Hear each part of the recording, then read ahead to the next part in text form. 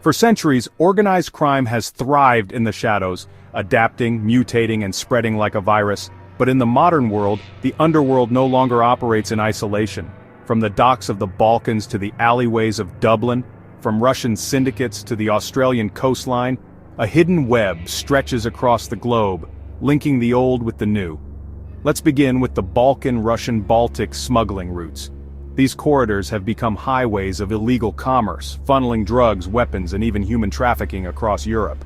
Drugs, weapons, and even human trafficking across Europe.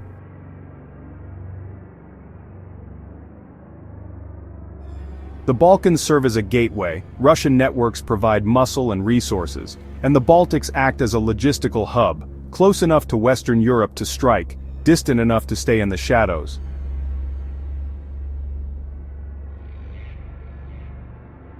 From there, connections spread outward. The Italian mafia, long masters of ports and shipping lanes, act as natural partners.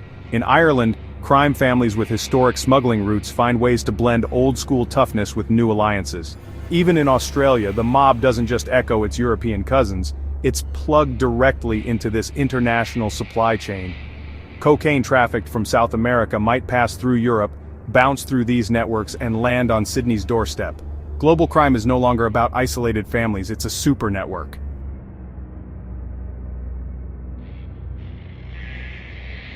But modern crime isn't only about guns, drugs, and dockside deals. Today's syndicates wield technology as ruthlessly as any weapon. Cybercrime, crypto laundering, and dark web markets are now as central to organized crime as racketeering once was.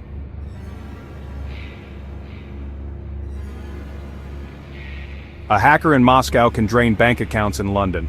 A cartel accountant can wash millions in Bitcoin across a dozen wallets before breakfast. The battlefield has moved online. This is where globalization becomes the perfect cover. Container ships carry trillions in legitimate trade, while a fraction of that space hides contraband worth billions. Financial systems move money in milliseconds, while dirty cash slips through unnoticed. International travel connects the world, while criminals exploit the same pathways to build alliances and evade justice. The same forces that shrink the world for us empower them. The truth is, organized crime today is no longer local. It's no longer just a family business or a territorial gang. It's a hidden web, woven across continents, thriving under the radar, adapting to every change. And as the shadows grow darker, so does the challenge of bringing light to them. This has been Criminal Shadows. But crime didn't begin here. Before today's mafias, cartels, and cyber syndicates, there was another empire. One not run by gangsters in alleys, but by merchants in boardrooms. A corporation with armies, colonies, and the power to dominate nations. A company that turned global trade into a weapon.